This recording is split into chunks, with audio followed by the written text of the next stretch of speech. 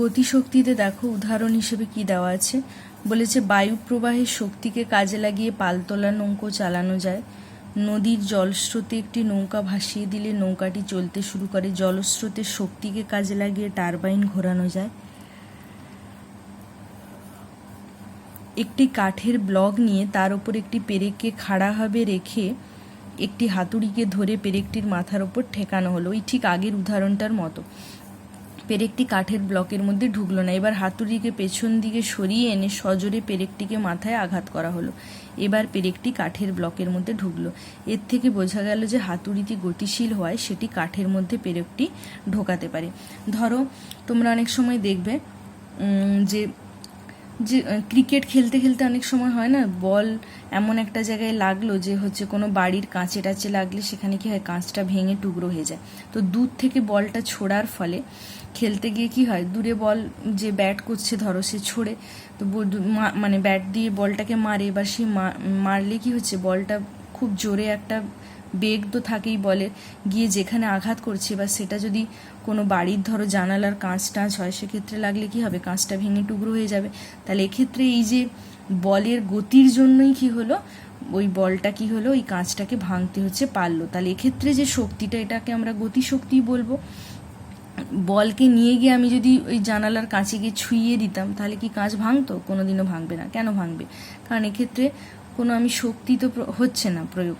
তো যখন দূর থেকে ছুঁড়ে মারবো তখন এক্ষেত্রে এই গতির ফলে যে গতিশক্তি বলের মধ্যে সঞ্চিত হচ্ছে, সেই শক্তিই কিন্তু কাঁচটাকে ভাঙতে সাহায্য করছে। তো এক্ষেত্রে যে ক্ষেত্রেই আমরা দেখব কোনো গতির ফলে হচ্ছে শক্তি, মানে আমরা শক্তি লাভ করছি, সেটাই হচ্ছে গতিশক্তি, এবং তার ফলে কি হচ্ছে, এখানে কাজগুলো হচ্ছে। তাহলে কোনো গতিশীল বস্তু তার গতির জন্য কাজ করার যে সামর্থ্য লাভ করবে তাকে আমরা ওই বস্তুর কি বলবো, গতিশক্তি বলবো। সংজ্ঞাগুলো কোনো কঠিন নয়। স্থিতিশক্তিতে আমরা দেখেছিলাম অবস্থার পরিবর্তন আর আকার আকৃতির পরিবর্তনের জন্য। তো দু ধরনের অবস্থার পরিবর্তন হলে অভিকর্ষের অধীনে সেক্ষেত্রে আমরা অভিকর্ষীয় স্থিতিশক্তি বলেছিলাম, আর যদি অবস্থার পরিবর্তন হয় স্থিতিস্থাপক স্থিতিশক্তি বলেছিলাম। আর এক্ষেত্রে কি, গতির জন্য, গতি হলেই সেটাকে আমরা মানে গতি থাকার জন্য যদি সামর্থ্য লাভ করে কাজ করা, সেক্ষেত্রে আমরা ওকে কি বলবো, গতিশক্তি বলবো। এবার গতিশক্তির আমরা পরিমাপ করব। স্থিতিশক্তির পরিমাপ করেছি, দেখেছো অভিকর্ষীয় স্থিতিশক্তির পরিমাপ হয়েছে mgh। গতিশক্তির এবার পরিমাপ কিভাবে আমরা করব দেখো। বলেছে একটি গতিশীল বস্তুর গতির বিরুদ্ধে বল প্রয়োগ করে তাকে থামানো হলো। থেমে যাওয়ার আগে পর্যন্ত বস্তুটি ওই বলের বিরুদ্ধে যে পরিমাণ কার্য করে তা হলো বস্তুটির প্রাথমিক গতিশক্তির পরিমাপ। মানে একটা গতিশীল, যে বস্তুটা গতিশীল তার গতির বিরুদ্ধে আমি যদি তাকে থামাতে চাই, একটা বল প্রয়োগ করতে হবে। থেমে যাওয়ার আগে পর্যন্ত বস্তুটা ওই বলের বিরুদ্ধে যে পরিমাণ কার্য করে থাকছে সেটাই শক্তির পরিমাপ। বলে যে ধরা যাক m ভরের একটি বস্তু v বেগে হচ্ছে গতিশীল, ঠিক আছে। m ভরের একটা বস্তু নেওয়া হয়েছে যেটা কি v বেগে গতিশীল। এবার বস্তুটার গতির বিরুদ্ধে f বল হচ্ছে প্রয়োগ করা হলো, বস্তুটা s দূরত্ব অতিক্রম করে থেমে গেল। এবার f বলের বিরুদ্ধে বস্তু দ্বারা কৃতকার্য হলো f ইন্টু s, মানে বল ইন্টু সরণ, এটাই হচ্ছে কৃতকার্য। তাহলে বস্তুটার গতিশক্তি হচ্ছে পরিমাপটাই কি, এইটা কার্য যেটা হবে বল ইন্টু সরণ। এবার বস্তুতে সৃষ্ট হচ্ছে, এবার তোমরা এটা ওই বল ও গতি চ্যাপ্টারে যে পড়েছো, যে ধরো কোনো একটা বস্তু সেটা একটা গতিশীল, কোনো একটা বস্তু ভি বেগে গতিশীল হচ্ছে, সেক্ষেত্রে এবার যদি বস্তুর গতি ধরো কমতে থাকে, এক্ষেত্রে যেহেতু আমি বস্তুর গতিটাকে থামিয়ে দেব, মানে অন্তিম বেগ কত হবে, 0 হয়ে যাবে। তার মানে বোঝাই যাচ্ছে বস্তুর গতিকে আমরা থামাতে চাচ্ছি, মানে এক্ষেত্রে যে কি হবে, বস্তুর বেগ ক্রমশ হচ্ছে কমতে থাকবে। ক্রমহ্রাসমান যে বেগ নিয়ে, মানে বেগ বস্তুর মধ্যে হচ্ছে শুরু হবে, সেই হ্রাসটাকে আমরা কি বলবো, এখানে মন্দন বলবো। তাই জন্য বলেছে বস্তুটা এস দূরত্ব অতিক্রম করে তো থেমে যাবে, ঠিক আছে। এবার বলেছি কি বস্তুতে সৃষ্ট তাহলে মন্দন হচ্ছে কত, মন্দন এ, মানে অ্যাক্সিলারেশনটাকেই তো হয় ত্বরণ বা মন্দন। এক্ষেত্রে যেহেতু বস্তুর গতি 0 আমরা করব, মানে বস্তুর গতিটাকে আমরা মানে থামিয়ে দিতে চাইছি, লাস্টে অন্তিম বেগ 0 হবে, তার মানে কি বস্তুর গতি আস্তে আস্তে কমতে থাকবে, তাই এক্ষেত্রে আমরা ত্বরণ বলতে পারবো না, এক্ষেত্রে আমরা মন্দন বলেছি। তাহলে এ সমান কি না এফ বাই হচ্ছে এম, মানে এম ভরের বস্তুতে এফ বল প্রয়োগ করার ফলে সৃষ্ট হচ্ছে মন্দন কত না হচ্ছে এ। তোমরা তো ত্বরণ বা মন্দনের হচ্ছে সংজ্ঞা পড়েছিলে, ঠিক আছে? তো বল বাই হচ্ছে বস্তুর এখানে ভর, এটাই হচ্ছে এখানে মন্দন। এখানে যেহেতু বস্তুর গতিকে আমরা কমাচ্ছি তাই জন্য আমরা এখানে মন্দন বলেছি, যদি বাড়াতাম তাহলে ত্বরণ হতো। তো যাই হোক, এক্ষেত্রে মন্দন হচ্ছে এ। আর গতীয় সমীকরণ থেকে আমরা কি পাই, এরকম একটা তোমরা পেয়েছিলে ভি স্কয়ার সমান ইউ স্কয়ার মাইনাস 2as। তো এক্ষেত্রে ভি মানে কি 0, কারণ অন্তিম বেগ 0 হয়ে যাবে। ইউ প্রাথমিক বেগ যেটা, সেটাকে এখানে আমরা ভি ধরেছি, কারণ প্রথম থেকেই বলেছি কি ভি বেগে গতিশীল, তাই জন্য ইউ মাইনাস 2as। যেহেতু এখানে মন্দন তাই জন্য সূত্রটা এখানে মাইনাস হবে। তাহলে এটা যদি 0 হয়, ভি স্কোয়ার সমান হচ্ছে 2as, ভি স্কোয়ার সমান 2 ইন্টু এ বলতে এখানে এফ বাই এম এই মানটা বসানো হয়েছে, আর এস হচ্ছে সরণ। তাহলে এফ ইন্টু এস সমান আমরা কি বলতে পারি, মানে বল ইন্টু সরণ সমান আমরা কি পাচ্ছি, হাফ এম ভি স্কোয়ার। এই যে এই এম হচ্ছে ওপরে উঠে গেল আর এই 2 নিচে আসবে, মানে হাফ এম ভি স্কোয়ার সমান এফ ইন্টু এস। তাহলে বল ইন্টু সরণই যেহেতু কার্যের পরিমাপ, আর এক্ষেত্রে যেহেতু বস্তুর গতি ছিল, তাই জন্য এক্ষেত্রে যে কার্যটা সেটাকে আমরা কি বলছি, মানে এক্ষেত্রে যে বস্তুর মধ্যে এই কার্য করার ফলে যে শক্তিটা হয়েছে সেটাকে আমরা কি বলবো, গতিশক্তি। আর তার পরিমাপ কত, হাফ এম ভি স্কোয়ার। এটাকে আমরা ই আর নিচে স্মল কে, ক্যাপিটাল ই স্মল কে এইভাবে হচ্ছে ডিনোট করি, মানে হচ্ছে এনার্জি অফ কাইনেটিক এনার্জিকে আমরা, মানে যেটাকে বাংলায় গতিশক্তি বলছি তাকে ইংলিশে কাইনেটিক এনার্জি বলা হয়, এনার্জি অফ কাইনেটিক্স। তো ই ক্যাপিটাল ই আর স্মল কে, তাহলে ই কে সমান হাফ এম ভি স্কোয়ার, বস্তুর গতিশক্তি সমান তাহলে কি হাফ ইন্টু ভর ইন্টু বেগের স্কোয়ার। তাহলে এই সমীকরণ দেখে আমরা একটা কথা বলতে পারি, ভর আর বেগ এখানে দেখো দুটোই কিন্তু সমানুপাতিক, প্রপোর্শনালি সম্পর্ক আছে, মানে বস্তুর ভর যদি বৃদ্ধি পায় গতিশক্তি বৃদ্ধি পাবে, বস্তুর বেগ যদি বৃদ্ধি পায় গতিশক্তি বৃদ্ধি পাবে। আরেকটা জিনিস লক্ষ্য করো, হাফ এম ভি স্কোয়ার, এখানে এটা কোশ্চেন আসে যে একটি বস্তুর গতিশক্তি কখনো ঋণাত্মক হতে পারে না। কেন পারে না, দেখো এই যে সমীকরণটা এখানে হয়েছে, ই কে সমান হাফ এম ভি স্কোয়ার, বস্তুর ভর এম কখনো ঋণাত্মক হতে পারে না, ঠিক আছে? বস্তুর ভর কোনোদিন ঋণাত্মক হবে না।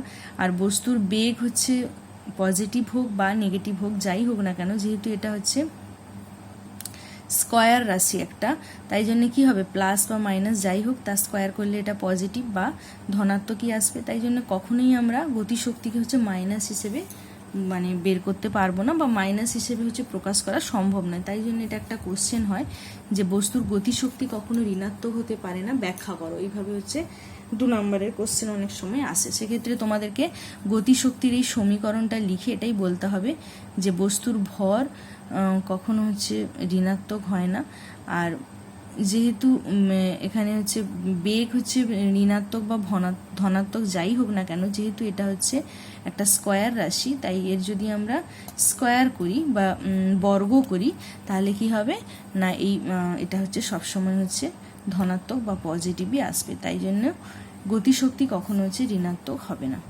ঠিক আছে? আচ্ছা, এই গেল। এটা তাহলে এই দুটো সমীকরণ তোমরা মনে রাখবে। স্থিতিশক্তি বলতে আমরা বুঝবো mgh, আর গতিশক্তি বললে হচ্ছে হাফ এমভি স্কোয়ার। এবার এই দুটো সূত্রকে কাজে লাগিয়ে তোমাদের এখানে টুকটাক একটু অঙ্ক আছে, তো এখানে যে কটা অঙ্ক আছে আমি এইটা তোমাদের একটু আজকে আলোচনা করে দিই। এরপরে আরেকটা টপিক আছে, সেটা আমরা পরের দিন আলোচনা করব। তো দেখো কি অঙ্ক বলেছে, একটি বস্তুতে 10 নিউটন বল প্রযুক্ত হয়, বস্তুটির সরণ বলের অভিমুখে 1 মিটার হয়, তাহলে বলটি হচ্ছে কত কার্য করলো। তাহলে কার্য সমান আমরা জানি বল ইন্টু সরণ। আচ্ছা, বল এখানে এবার কত বলেছে দেখে নিই। প্রথমে কি বের করতে হবে সেটা দেখবো। এবার সেটা অঙ্ক করতে গেলে আমি তো বলেইছি এর আগে কি বের করতে হচ্ছে সেটাকে আগে লক্ষ্য করব, তার সূত্র কি সেটা দেখব। এবার সেই এখানে যেমন কি কার্য বের করতে হবে, কার্য মানে বল ইন্টু সরণ।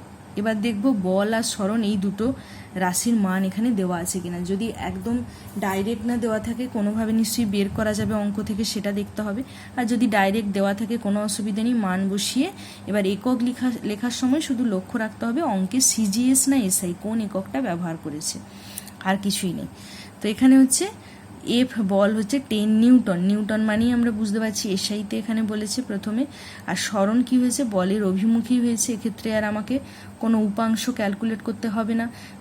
যখনই কোনো কোণ করে বস্তুর হচ্ছে সরণ ঘটে, সেক্ষেত্রে তোমরা পড়েছিলে কার্যতে, সেক্ষেত্রে কিন্তু দুটো হচ্ছে উপাংশ হচ্ছিল, একটা অনুভূমিক আর একটা লম্ব উপাংশ, যাকে আমরা কস থিটা বলেছিলাম। অনুভূমিক উপাংশটাকে ধরেই এখানে মেন আমাদের কাজে লাগবে কার্যতে।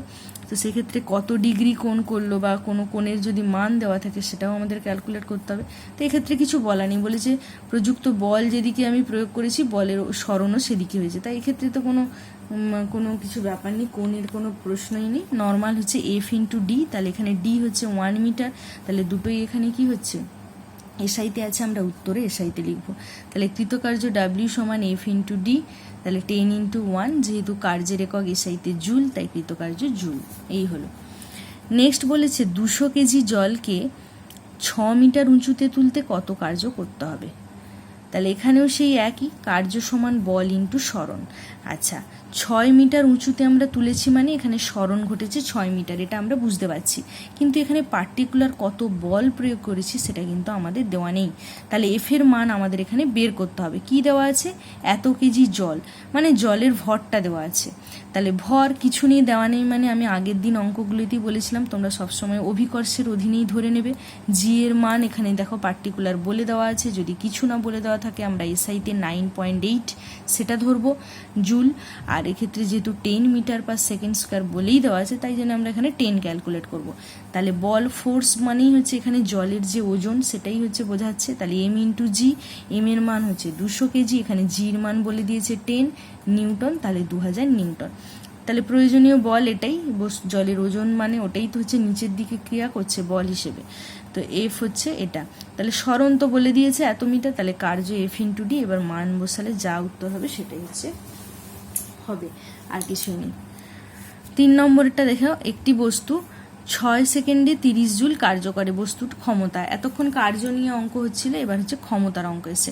মানে টোটাল তোমরা যে 3টে টপিক এখানে পড়েছো সেইটারই সাম আপ করে এখানে কয়েকটা অঙ্ক দেওয়া আছে। তো ক্ষমতা মানে আমরা জানি কার্য করার হার, মানে টি সেকেন্ডে কতটা একটা বস্তু কার্য করলো সেটাই হচ্ছে কার্য করার ক্ষমতা। তাহলে এখানে দেখো, তাহলে আমার কি চাই না কতটা কার্য হয়েছে ডাব্লিউ এর পরিমাণ চাই আর সময় চাই। কি কি দেওয়া আছে, 6 সেকেন্ডে বলে দিয়েছে, মানে টি এর মান বলে দিয়েছে, 30 জুল কার্য করেছে, ডাইরেক্ট বলে দেওয়া আছে, কিচ্ছু বের করতে হবে না, শুধু জাস্ট বসিয়ে দিলে অঙ্ক হয়ে যাবে। তাহলে কার্য ডাব্লিউ মানে এখানে 30 জুল, তাহলে জুল আছে এসআইতে আছে, আমরা ক্ষমতাও তাই লিখবো, মানে ক্ষমতার এককটাও এসআইতেই লিখবো, যে ওয়াট লিখেছে। তাহলে 30/6 করলে যা হয় জুল পার সেকেন্ড, 5 ওয়াট, তো 5 ওয়াট। এই হচ্ছে অঙ্ক। নেক্সট যে অঙ্কটা আছে, একটি বৈদ্যুতিক বাল্ব 2 মিনিট সময়ে 7.2 কিলোজুল তড়িৎ শক্তি খরচ করে, বাল্বটার ক্ষমতা কত। এটাও হচ্ছে ক্ষমতা দিয়ে অঙ্ক। তাহলে ক্ষমতা সমান কি, কার্য করার হচ্ছে হার বলতে পারো, বা সামর্থ্য তো শক্তি, কার্য করার হার মানে টি সময়ে কতটা হচ্ছে কার্য হলো।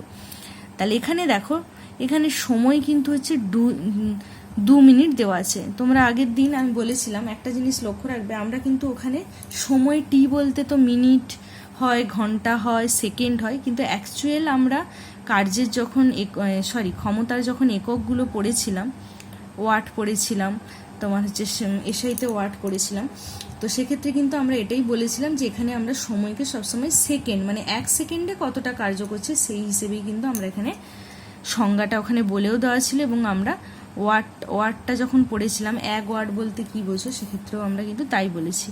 তাই জন্যে এখানে যখনই অঙ্কে অন্য কোনো মানে সময়ের হচ্ছে একক দেওয়া থাকবে, যদি মিনিট হয়, ঘন্টা হয়, সেকেন্ড থাকলে তো কোনো অসুবিধে নেই, কিন্তু যদি মিনিট বা ঘন্টা দেওয়া থাকে তোমাদের প্রথম কাজ হবে সেটাকে আগে সেকেন্ডে কনভার্ট করা। তাহলে টি হচ্ছে 2 মিনিট, 1 মিনিট মানে 60 সেকেন্ড, সবাই জানো। তাহলে 2 × 60 মানে 120 সেকেন্ড।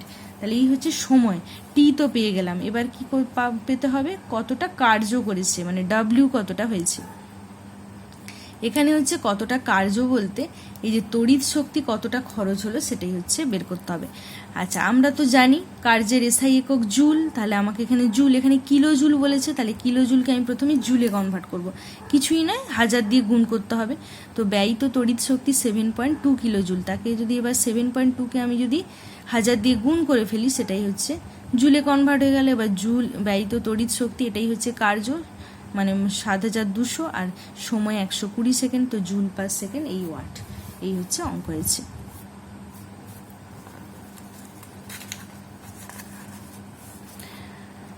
নেক্সট দেখো, এই দুটো হচ্ছে স্থিতিশক্তির পরিমাণ দিয়ে বলেছে। 5 মিটার উচ্চতায় অবস্থিত 1 কেজি ভরের একটি বস্তুতে স্থিতিশক্তির পরিমাণ কত? কিচ্ছু নেই, ডাইরেক্ট আমরা জানি স্থিতিশক্তি হচ্ছে এনার্জি অফ পোটেনশিয়াল, ইপি, এটা সমান কি mgh, মানে অভিকর্ষীয় স্থিতিশক্তি, যেটা এটাই ম্যাক্সিমাম অঙ্কে তোমার এই সূত্রটাই আমরা বলি। তো সব বস্তুই যেহেতু অভিকর্ষীয় বল দ্বারা পৃথিবী তার নিজের দিকে প্রত্যেকটা বস্তুকে টানছে, তার মানে প্রত্যেকটা বস্তুর উপরই, আমাদের পৃথিবী ভূপৃষ্ঠের উপর যা বস্তু আছে সবই কিন্তু অভিকর্ষের অধীনে, তো সেটা হচ্ছে mgh। তাহলে 5 মিটার উচ্চতা, মানে এইচের মান হচ্ছে 5 মিটার, বোঝাই যাচ্ছে সব এসআইতে দেওয়া আছে। এম ভরের মান কত? 1 কেজি। এবার হচ্ছে জির মান যেহেতু এখানে তোমাদের কিছু বলা নেই, তোমরা হচ্ছে 9.8 ধরবে, যেটা আমরা এসআইতে পড়েছি। 9.8 হচ্ছে জুল বা মিটার পার সেকেন্ড স্কয়ার, একই ব্যাপার। তো এবার মান বসিয়ে দিয়েছে, কিছুই না, এম এর মান বসিয়ে দিয়েছে, জির মান এই যে লিখে দিয়েছে এইটা হবে, আর এইচ হচ্ছে 5 মিটার, দিলে কত হয়েছে না 49 জুল। নেক্সট দেখো, একটি বস্তুর ভর 200 কেজি, কত উচ্চতায় তুললে বস্তুটার স্থিতিশক্তির মান এত হবে? একই সূত্র, শুধু একটু জাস্ট ঘুরিয়ে বলেছে, আর কিছুই না। এখানে স্থিতিশক্তির মান বলে দিয়েছে, মানে mgh, এই মানটা বলে দিয়েছে এত জুল, 9800। এবার এম এর মান বলে দিয়েছে, জি তো আমরা জানি যে এখানে সব এসআইতে আছে, মানে আমরা হচ্ছে 9.8 ধরবো, এইচ এর মানটা এখানে বলে দেওয়া নেই। তাহলে যেমন করে সমীকরণের সমাধান করে, এম হচ্ছে 200, জি হচ্ছে 9.8 ইন্টু এইচ, যদি ধরি আমরা যে এইচ উচ্চতায় তোলা হয়েছে, এটা সমানই হচ্ছে 9800, দিয়ে দুটোকে সমান করলে এইচের মান যা বেরোবে তাই। এই যে দেখো এখানে তাই বলা আছে, যে ধরা যাক উচ্চতা এইচ, তাহলে এইটা সমান 9800, তাহলে এইচের মান কত বেরোচ্ছে? 5 মিটার। এই হচ্ছে অঙ্ক, এখানে একেবারে সোজা অঙ্কই দেওয়া আছে, কোনো কিছু ঘুরিয়ে পেঁচিয়ে দেওয়া নেই। আমি তোমাদেরকে আগেও বলেছি, আগে আমি সিলেবাস শেষ করি, তারপরে তোমাদের কোশ্চেন ব্যাংক থেকেই হোক বা চেষ্টা করব, যদি স্কুল খুলে যায় ভালো, ক্লাসে করাবো, আর যদি না হয় এরকমই করাবো, তখন কিছু আমি কোশ্চেনের আলাদা মানে এক্সট্রা কিছু কোশ্চেন আলোচনা করে দেবো, বা ধরো অঙ্ক থাকলে কিছু একটু অন্যরকম, একই কনসেপ্ট আর একই সূত্র কাজে লাগিয়েই হবে, কিন্তু হয়তো একটু ঘুরিয়ে ফিরিয়ে এরকম কিছু অঙ্ক থাকলে সেটাও করাবো, ঠিক আছে? তো এই চ্যাপ্টারের আর একটু অংশ বাকি থাকলে এটা আমি তোমাদের নেক্সট যেদিন ভিডিও আপলোড করবো সেদিন পড়াবো, আজকে এখান পর্যন্তই পড়ানো।